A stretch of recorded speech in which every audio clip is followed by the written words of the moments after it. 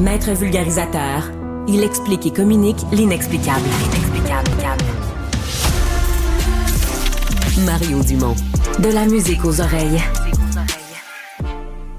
Alexandre, il y a 2 semaines, M. Trudeau réunissait son conseil des ministres à Halifax. Là, à l'autre bout du pays, il réunit tout son caucus, tous ses députés. Ça se passe à Nanaimo, en Colombie-Britannique. On veut préparer... À 6000 km de distance de...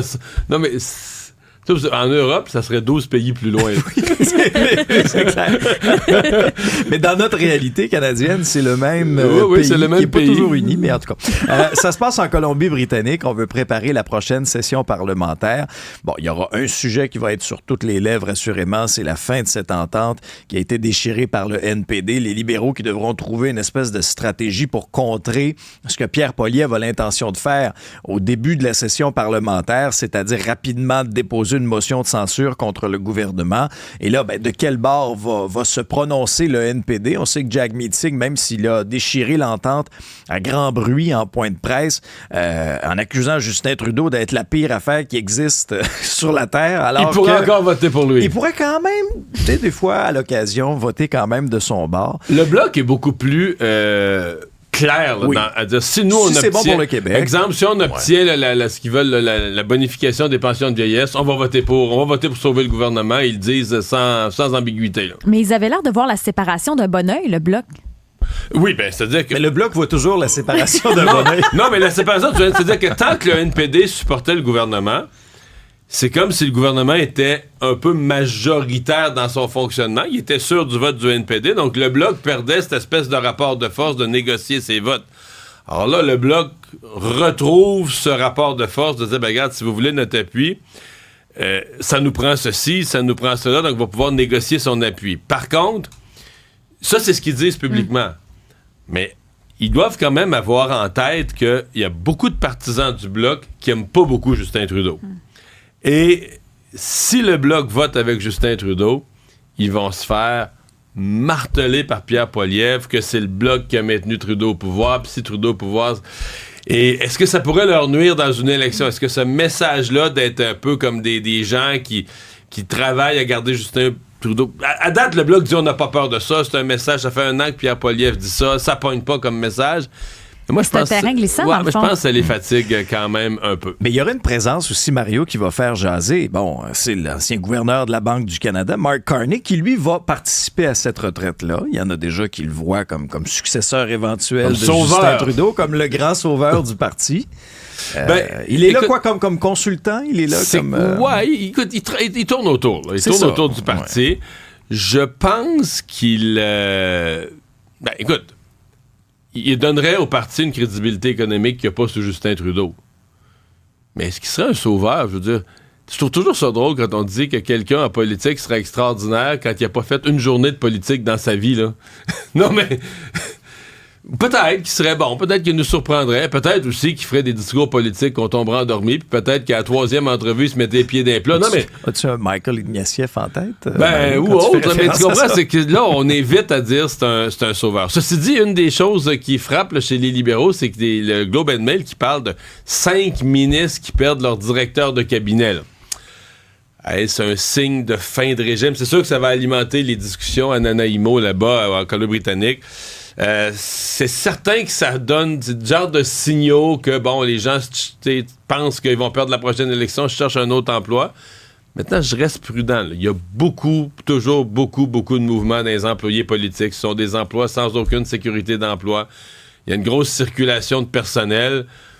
Fait que, tu sais, j'éviterais d'en tirer une conclusion, mais oui, je comprends que le Globe and Mail ce matin joue ça comme, regarde, ça sent la fin de régime, les gens se sauvent, là. Les gens, je trouve, cherchent un autre emploi. Est-ce qu'ils vont, est-ce que Nanaimo, est-ce qu'on mange des Nanaimo pour se consoler de tout ce qui va mal? Est-ce que les libéraux vont avoir des petits Nanaimo? Il y en a qui en auraient peut-être besoin, mais à chaque fois, moi aussi, j'ai ça en tête. Ça me donne faim à cette heure-là. Bon, en attendant, il y a une élection partielle ici au Québec. Oui, on surveille ça. C'était vote par anticipation, d'ailleurs, en fin de semaine dans la salle Aymar-Verdun à Montréal. Et ce qu'il y a de particulier, c'est que sur le bulletin de vote, il faut vraiment être attentif pour trouver son candidat parce qu'il y a 91 noms sur le bulletin de vote. Je voyais en fin de semaine, je ne sais plus dans quel média, là, qu'il y a des électeurs qui ont fait le saut en allant voter. Il y a de quoi mêler. Une chatte perdrait ses petits. Honnêtement, tu regardes ça. Puis quand on se posait, on était plusieurs à se poser la question, Mario, pourquoi Jack Meeting déchire son entente maintenant? Alors, c'est peut-être pas étranger au fait qu'il y a des élections effectivement partielles. Bon, oui, ici, mais aussi dans l'Ouest. Et que le NPD m'a donné, est-ce qu'ils ont eu des chiffres assez révélateurs? Est-ce que sur le terrain, ça devenait dur à justifier cette entente-là avec Justin Trudeau? En tout cas, regardons ce qui va se passer. C'est le 16 septembre prochain. Actuellement, c'est une circonscription libérale, mais... Là, ça pourrait peut-être être une lutte à 3. Oui, il y a un sondage Main Street qui met le Bloc complètement dans la course, même en avance. Moi, je reste prudent, tu sais. Un sondage vite fait sur un comté, là, je reste très prudent. Ça en prendrait plusieurs de plusieurs firmes pour me donner une... Mais c'est logique qu'il y ait une lutte là, entre les libéraux, le NPD, le Bloc. Les conservateurs sont là en région, ils sont pas là à Montréal. Mais ça peut être logique dans le cadre de l'affaiblissement présentement du vote de Justin Trudeau. Mais pour revenir sur les 91 candidats... C'est un record. Oui, c'est un record. Mais pour les gens qui se demanderaient qu'est-ce qui se passe, c'est pas parce qu'il y a un intérêt particulier pour représenter le comté, c'est un mouvement pour obtenir un changement au mode de scrutin. Donc, il y a des gens qui veulent la proportionnelle, qui sont fâchés que Justin Trudeau ait abandonné ça après les élections de 2015. Et excusez-moi, mais c'est loufoque, ridicule, inacceptable, je manque de mots. Parce que c'est rendu tellement facile de se présenter au Canada. Parce qu'à une époque, là, si tu voulais te présenter, il fallait que tu donnes un dépôt, un montant d'argent, etc. Puis là, on a dit, c'est trop compliqué. On est dans une démocratie, puis on veut être une démocratie ouverte où tout citoyen peut se présenter. Bon, tu sais, c'est des beaux principes. Mais là, c'est devenu tellement facile de se présenter que les gens se présentent comme moyen de pression. Non, mais excuse. Tu mets ton nom sur le bulletin, mais pas parce que tu veux sincèrement représenter les gens. Parce que là, tu as des gens d'Ouest canadien, tu as des gens de partout qui sont sur le bulletin à Montréal, là. Ils connaissent même pas le comté. Ils savent même pas les rues du comté. Ils se retrouveraient pas. Ils se perdraient dans le comté, là, tu comprends? Mais les règles le permettent. Mais c'est tellement facile. Donc, les règles le permettent. Donc, on se présente, on met son nom sur le bulletin comme un moyen de pression. Puis là, ils se sont mis comme défi de faire les plus longs bulletins de l'histoire. Dans Toronto-Saint-Paul, il avait monté à, je ne veux pas me tromper, 80, c'est-tu 80 le chiffre? Dans cette... Puis là, Montréal, la salle Aymar-Verdun, 91. D'abord, ça rend. La dernière fois, le décompte des votes, le comptage des votes, c'est fini à 3-4 heures du matin. C'est infernal de travailler avec un bulletin comme ça. À mon avis, ça devient, tu l'as dit, quasiment antidémocratique pour l'électeur qui peut se décourager, trouver son candidat, se mêler là-dedans. Mais je trouve que pour Élections Canada, il y a un questionnement à savoir est-ce qu'on ne devrait pas remettre des balises pour dire, OK, tu te présentes, on va pas te mettre une barrière à l'entrée, on va pas te demander 50 000 $. Mais une petite barrière à l'entrée qui fasse que si tu te présentes, là. Tu veux être député, t'es intéressé. Tu sais, des clowns qui veulent mettre leur nom sur le bulletin pour un moyen de pression, c'est pas un apport à la démocratie. Au contraire, là, c'est un déni de démocratie. Au Québec, Mario, ça a été... je sais que t'as fait des boîtes en fin de semaine, mais une qui a certainement pas eu le temps de faire ça, c'est la nouvelle super ministre du gouvernement, Christine Fréchette, ministre de l'Économie, de l'Innovation, de l'Énergie, celle qui a succédé à Pierre Fitzgibbon à la suite de sa démission hâtive. Et j'avais la discussion à Salut Bonjour en fin de semaine avec Marc-André Leclerc, notre collègue, qui lui avait parlé avec des gens dans l'entourage de Christine Fréchette. Elle n'a pas chômé là, en fin de semaine. C'était des journées, là, des briefings de 8 h le matin jusqu'à 20 h le soir pour passer à travers... Elle a sûrement lu beaucoup. Oui, passer à travers les cartables pour préparer ce qui s'en vient cette semaine. Là. Cette semaine, ce sera l'étude donc de ce projet de loi concernant Hydro-Québec. Et rencontre aussi avec François-Philippe Champagne au cours des derniers jours. Rencontre avec le PDG d'Hydro-Québec, Michael Sebia aussi. Dans le cas de ces deux rencontres-là, petite photo sur les réseaux sociaux. J'ai rencontré mon homologue fédéral, j'ai rencontré le patron d'Hydro-Québec. Petite photo, sourire, tout va bien. Tout va bien. En contrôle. on la sait, bon, très brillante, très travaillante, c'est une étoile montante à la CAQ, mais est-ce que les délais, Mario, vont être trop serrés par rapport à ce qui s'en vient au cours de la semaine prochaine? Du côté négatif, la plupart des experts disent le dossier de l'énergie est d'une telle complexité que tu peux pas t'en imprégner en 2 jours. Tu peux probablement apprendre par cœur les éléments essentiels pour éviter de te mettre les pieds dans les plats si t'es habile. Mais tu peux pas maîtriser le dossier comme Pierre Fitzgibbon le maîtrisait. Puis lui, on disait de lui qu'il lisait tout, là, ce qui se faisait ailleurs, ce qui se faisait à travers le monde. C'est que c'est pas juste d'apprendre par cœur les affaires de ton ministère. c'est d'avoir une vision plus large de qu'est-ce qui se fait ailleurs, qu'est-ce qui se passe dans le monde, c'est quoi les grandes tendances, où le Québec pourrait s'inscrire là-dedans. C'est impossible qu'elle soit imprégnée de tout ça en 2-3 jours. Ce qui va l'aider, parce qu'on dit, on dit et on répète, cette commission parlementaire commence demain matin, elle n'aura pas eu le temps de se préparer, mais cette commission parlementaire commence par des audiences publiques. Ce n'est pas tout de suite l'étude article par article du projet de loi où elle doit le défendre, l'expliquer, répondre aux questions. Donc, il reste que, parce que dans le fond, les consultations publiques, elle est en mode écoute, là. Ce sont des groupes, des associations, des experts qui vont venir dire, nous, le projet de loi, on n'aime pas l'article 22, on n'aime pas l'article 40. Donc, ça lui donne plus de temps pour étudier les enjeux. 2, en soi, cet exercice-là est une façon de s'imprégner du dossier, parce que là, elle va avoir toutes les tendances, des gens très à gauche, des gens plus économiques, des gens, des experts du secteur de l'énergie, toutes sortes de gens qui vont venir dire, des représentants des consommateurs, qui vont venir amener tous les points de vue. Elle va être comme quelques semaines en mode écoute, qui va, à mon avis, l'aider à rentrer dans l'étude article par article du projet de loi. Par contre, ça, c'est pour l'étude du projet de loi. Mais moi, je pense qu'au Salon Bleu, lors de la période des questions, je pense que tous les jours, l'opposition va avoir des questions sur Hydro-Québec. C'est ça à quoi je m'attends. Le dossier d'Hydro et des tarifs, c'est tellement chaud. Mais Fitzgibbon n'aurait pas pu rester comme consultant externe? En politique, je suppose qu'elle a son numéro de téléphone. S'il y avait quelque chose, elle pourrait l'appeler. Mais en politique, quand t'es plus là, t'es plus là. Ouais. À un moment donné, tu sors du paysage. Puis M. Fitzgibbon a fait ça avec... Il est sorti avec beaucoup d'élégance, mais moi, je pense qu'il doit quand même être un petit peu... Lui, il avait préparé un... Tu sais, c'est quand même un gars fier puis qui aime ça mener ses affaires. Puis il avait préparé un scénario à François Legault. Ouais, là, quitté aux fêtes. François, moi, m'a quitté aux fêtes, puis là, m'a t'avoir adopté le projet de loi, puis ça va bien aller. Puis là, François Legault mesure tout ça, puis il dit, ça marche pas, cette affaire-là. Il peut pas... Ça se peut pas que tu restes là, puis tout le monde sait que tu t'en vas, puis là, tu fais adopter le projet de loi, mais là, si jamais il te manque quelques semaines, tu seras plus là après les fêtes. Fait que François Legault, il a dit, ça marche pas ton scénario, tu t'en vas, puis sais-tu quoi, va-t'en tout de suite, là, pas à part demain. et ça, probablement qu'à terme, peut-être que Pierre Fitzgibbon va l'accepter ou va se dire, regarde, c'était peut-être la meilleure affaire. Mais peut-être qu'à l'heure où on se parle, il est sur booking.com ou sur expedia.com un matin. Ce matin, il est en train de se réserver un voyage, puis finalement, il va trouver ça correct. Mais je pense que sur le coup, là, la semaine passée, ça... Il y a une forme de rejet quelque part. Là. Ouais, je pense que ça a passé serré un peu. On a vu, Mario, dans le dernier léger, que l'écart se resserrait entre la CAQ et le Parti québécois. Le PQ est encore en tête, mais quand même.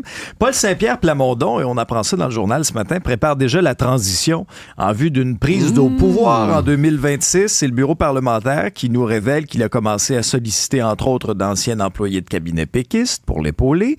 Il fait appel à des gens qui ont déjà exercé le pouvoir au sein du Parti québécois, donc des gens d'expérience. Et il fait ça pour ne pas être déboussolé au jour 1 si le Parti québécois devait accéder au pouvoir. Sage décision, selon toi, ou on met un peu la charrue avant les bœufs?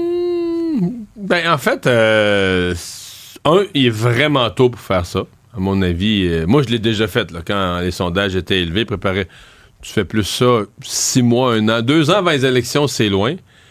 Mais surtout, tu prends toutes les mesures pour que ça se sache jamais, là. Moi, mettons, j'ai raconté avoir fait ça 2 ans. J'étais même plus en politique. J'étais rendu dans les médias 2 ans plus tard. Mais pendant que je le faisais, jamais ça ne s'est su parce que Ça peut être mal perçu dans l'opinion publique. Moi, mettons, si j'étais lui, j'aimerais pas cette nouvelle-là du tout ce matin. Tu sais, dans le public, ça fait bon, il se voit déjà au pouvoir. Puis tu sais, je comprends, tu sais, que lui, il se dit, il faut préparer la transition, il faut que ce soit bien fait. Mais, tu sais, dans le public, le monde, là, j'entends Joe tout le monde se dire « Bon, ils commencent à se distribuer. Ils sont pas encore élus, ils commencent déjà à se distribuer des jobs. » Non, mais c'est, à mon avis, c'est un terrain... bon, là, ça a sorti, ça a coulé. Peut-être que quelqu'un était trop bavard. Mais normalement, les gens que t'approches pour être sur un comité de transition, personne ne sait c'est qui. Ce sont des gens qui ne... S'ils sont bons pour un comité de transition, ce sont des gens qui ne parlent pas. Tu comprends, qui sont la tombe, là.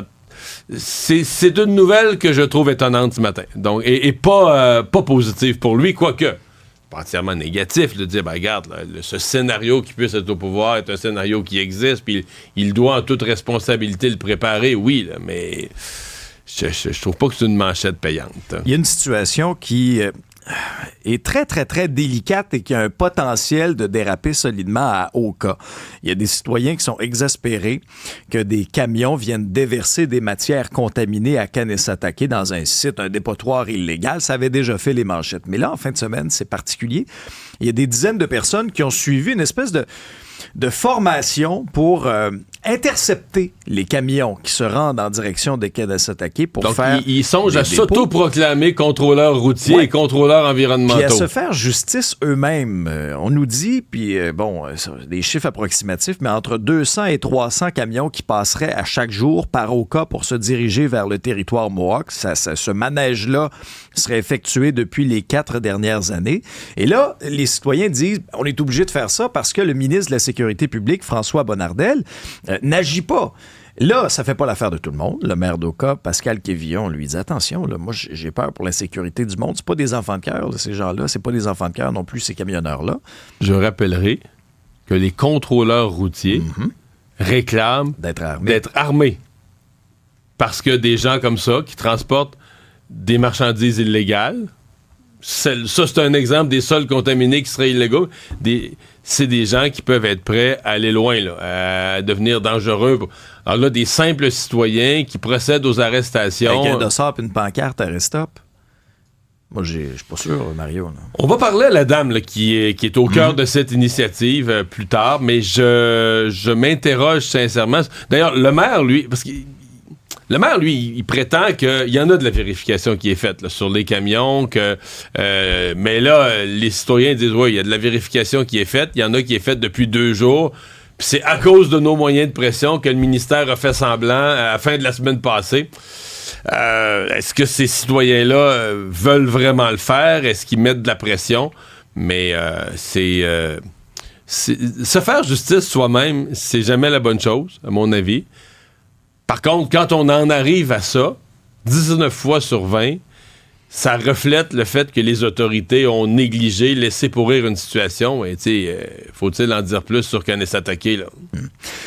Il y a une situation, Mario, qui a attiré mon attention en fin de semaine, des grands excès de vitesse sur les routes, mais pas épouvantable. Pas 125, 130 km/h. Mais là, il y a eu un festival sur la rive nord de Montréal. C'est des pistes de course, là. Sincèrement, là, en rafale, OK. 197 km/h sur la 15 à la hauteur de Saint-Jérôme, 190 sur la 13 à Laval, 186 sur la 13 à Laval, 181 sur la 640, 156 km/h sur la 15, 140 km/h sur la 15 à la hauteur de Mirabel. Ça, c'est juste en fin de semaine. Je sais pas ce qui se passe. Et ce qu'on sait, tu sais. Mais des courses de rue comme ça, d'un, c'est hyper dangereux. Là, c'est ceux qui se sont fait prendre 17 524 $ en amende. Leur permis est suspendu. Leur véhicule a été saisi. Mais je pense pas, Mario, qu'ils réalisent la gravité et la dangerosité. Les sanctions que tu viens de donner, ça, c'est quoi? Pour le plus grand excès de vitesse, là, celui à 190? Non, ça, c'est l'ensemble des amendes qui totalisent plus de 17 000. T'sais. OK. Ça veut dire à peu près des amendes, une coupe 2000 chèques. L'amende, 2-3 000. C'est ça. Ton auto saisie, tu perds ton permis suspendu. Mais sincèrement, 197 km/h, Mario, c'est à 15. Là. Ça, c'est flirté avec la mort. Je passe là chaque jour, là, moi, sur la 15 à Saint-Jérôme. Là. C'est parce que t'es pas sur l'autobahn. Là. Quand tu roules à 197... faut que tu penses que si quelqu'un va à 100, c'est comme si toi, tu venais à 100, puis quelqu'un était arrêté sur la route. Là. Un véhicule était stationné sur l'autoroute. Là, puis toi, t'arrives à 100. Là, tu te dis, hey, j'arrive dans le derrière, puis il est arrêté. Mais quand tu roules à 200, puis quelqu'un roule à 100, là, t'as 100 km/h de différence. Fait que, si quelqu'un qui va à 105 est en train de dépasser quelqu'un qui va à 100, t'arrives dans l'heure derrière, je veux dire, en quelques secondes, là, t'es à côté dedans. Là, t'es en danger de leur rentrer dedans. Fait que c'est pas... je pense que c'est un petit peu de l'inconscience totale. Dans le cas présent, il y en avait qui coursaient carrément. Là. Les policiers disent avoir arrêté sur la 13, je pense, à être rentrés carrément dans une course entre véhicules. Ouais, moi, j'ai déjà été témoin de ça sur l'autoroute, puis sincèrement, là, ça n'a aucun sens. Là. Ça n'a aucun sens des gens qui font ça. Je t'amène un petit c'est détour aux Vin Diesel, États-Unis. les courses dans un film. Là. Ouais, mais c'est un film. C'est ça. Ouais, puis on a vu ce qui est arrivé avec Paul Walker, malheureusement, il y a plusieurs années. Un petit mot pour vous dire, bon, ça s'en vient, là. quelques heures. On est à la veille de ce débat entre Kamala Harris et Donald Trump. C'est demain. Il y en a-tu eu des analyses en fin de semaine sur les forces, faiblesses de chacun puis la personnalité de Kamala Harris en débat? Oui, et les deux ont une stratégie très différente. Kamala Harris, en fin de semaine, s'est enfermée avec ses conseillers, préparait le débat. Dans le cas de Donald Trump, il a fait des rassemblements quand même en attaquant Kamala Harris. Et là, ce qui a sorti, c'est un sondage du New York Times et du Siena College. Trump à 48%, Kamala Harris 47%. Mais ça, c'est une victoire Trump. Parce que que les démocrates gagnent, compte tenu de la répartition, ils sont tellement forts dans des gros États comme New York, la Californie. Pour que les démocrates gagnent, il faut qu'il y ait une coupe de points d'avance. Fait que c'est comme si l'impact que je voyais des sondages, c'est comme l'impact de la convention démocrate est passé. Là. L'effet qu'ils ont été pendant une semaine à l'avant-scène de l'actualité, c'est comme passé un peu. Et là, on retombe dans une élection qui risque d'être aussi serrée que les deux dernières, où finalement, faut attendre le soir même, faut attendre l'ouverture des boîtes. Mon popcorn est prêt pour demain. Ton popcorn est prêt pour demain. Hey, la NFL vient à peine de commencer. C'était le premier dimanche officiel d'activité hier. On est déjà rendu au Super Bowl. Oui, on sait maintenant la tête d'affiche de la mi-temps du Super Bowl. Après donc Usher, c'est Kendrick Lamar qui sera la tête d'affiche. They not like us. They not like us. They not like us. They not like us. They not like us. Ça va se dérouler au Caesars Superdome en Nouvelle-Orléans, en Louisiane. C'est le 9 février. Il faut dire que Kendrick Lamar rejoint énormément les jeunes. Il a gagné 17 Grammys. Il a été invité d'ailleurs en 2022 lors de la mi-temps avec Dr. Dre et Snoop Dogg. Oui, c'est ça que j'allais dire. On l'a vu au Super Bowl récemment. Là. Oui, donc il y a un petit peu d'expérience. Il faut dire que la chanson qu'on vient d'entendre a été très, très populaire. Là. Cet été, Kendrick Lamar a fait partie des chansons de l'été, entre guillemets. Il a été au sommet du Billboard pendant au moins 3 semaines avec la chanson Like That. On sait que l'un des coproducteurs, c'est Roc Nation. Donc, Jay-Z est derrière ce spectacle-là en question. Est-ce qu'il y aura des invités? Peut-être. On sait que c'est de plus en plus la mode. C'est devenu à la mode, oui. D'avoir beaucoup de monde, là. Et le hip-hop est encore très, très populaire. Je sais qu'il y a des gens peut-être qui vont rouler des yeux ce matin, mais aux États-Unis, le hip-hop est encore au sommet. Qu'est-ce que vous en pensez, vous, du choix de Kendrick? Moi, je pense que je m'attends à un bon show. Oui. Moi, je m'attends à un bon show aussi. Quand on a eu, entre autres, le 50 Cent, on avait eu Snoop Dogg, je trouve qu'il y avait eu quelque chose de très 90 là-dedans qui avait été vraiment bon. Mais on aime ça, les invités, quand même. Je trouve que ça des rajoute... invités surprises, souvent qui sortent d'un autre style de musique, ça peut donner des mix intéressants, puis qui donnent des shows de... Tu sais, l'idée du Super Bowl, c'est d'avoir un spectacle d'une seule fois, là, unique, qui ressemble à rien. On se rappelle du duo Jennifer Lopez-Shakira, ça avait été payant aussi de mettre 2 têtes d'affiche. Oui, absolument. Donc oui, j'espère qu'il y aura des invités. Donc Kendrick Lamar le 9 février. Finalement, quelques nouvelles de sport. Oui, dans la NFL, donc il y avait à peu près une quinzaine de matchs. 2 histoires, moi, qui ont retenu mon attention. Les Dolphins de Miami qui ont réussi la remontée en signant une victoire de 20-17 sur les Jaguars de Jacksonville. Mais l'histoire de la journée, ça impliquait le receveur étoile des Dolphins, Tyreek Hill, qui lui a été arrêté par les policiers en se rendant au stade pour conduite dangereuse. Mais là, ça a dégénéré. Il a même été plaqué au sol, menotté. Et ça a teinté sa célébration lorsqu'il a réussi son fameux jeu sur 80 verges, inscrit un touché dans ses célébrations. Il mimait d'être menotté puis libéré par son coéquipier. Là, ça fait débat aux États-Unis. Est-ce que c'est de l'abus? Pourquoi il a été arrêté? C'est sûr que ça fait énormément l'impression, c'est qu'il conduisait en fou, oui. Oui. Mais là, comment le policier en arrive sur une intervention sur la route, à être couché sur le gars, les menottes, tout ça? Non, ça a escaladé assez rapidement. Et l'autre match entre les Cowboys de Dallas et les Browns de Cleveland, il y a le corps arrière des Cowboys de Dallas qui vient de mettre sa signature en bas d'un contrat de 4 ans et 240 millions de dollars. Il a mené son équipe à une victoire de 33-17 contre les Browns. Il a justifié sa paye. Résumé l'actualité en moins de 24 minutes, c'est mission accomplie.